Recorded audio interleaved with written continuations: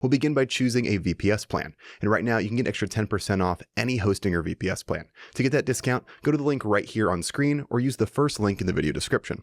That's our special partner link, and it will automatically apply the coupon code and make sure you're getting the best deal available.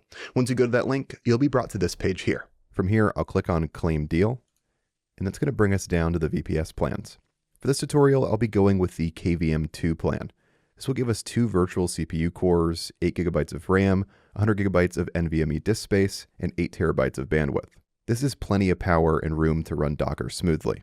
And if you ever need more or less performance later on, you can always upgrade or downgrade your plan later on. But for this video, I'll be going with KVM2, so here I'll click on Choose Plan.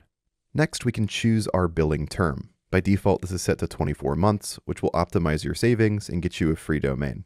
You can also switch this from 24 months to 12 months and 1-month plans as well. I'd recommend going with at least the 12-month plan. This is still going to get you a lot of savings and get you that free domain. And for this video, I'll go with the 12-month plan. Right below this, you can turn on daily auto backups. This is going to back up your VPS data every single day, so it's always safe and easy to restore. For this video, I'm going to leave this turned off. Next, we can select a server location.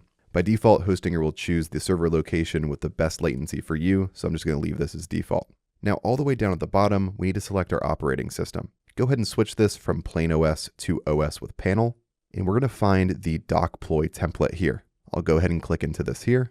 Now, this template is going to come with Docker, Docker Compose, and a visual interface called docploy already installed for you.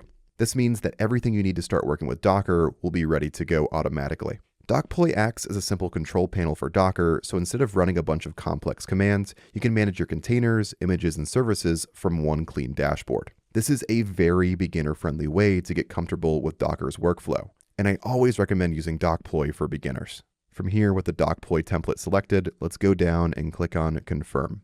Now I'm going to scroll back up to the top here and make sure everything looks good. Here I can see that the coupon code is applied, and that's saving us 10% off our plan. Once again, if you use the link in the description, this is going to be automatically applied to your purchase. Everything looks good here, so I'm going to go down and click on Continue to move on. Now the next step is to create a Hostinger account if you don't have one already. Here I'll go ahead and enter my email address, then I'll create a password. Then I'll click on Register. Now on this page here, you'll need to enter your billing information and your payment information. So I'm going to go ahead and do that now.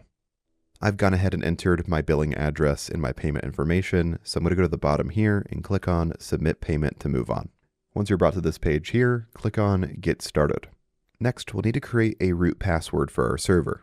There's also an option here to add an SSH key, but for this video, I'll just be going with the root password. I'll go ahead and enter my password here. With that filled out, I'll go down and click on Next. Here, there's an option to add an additional free malware scanner.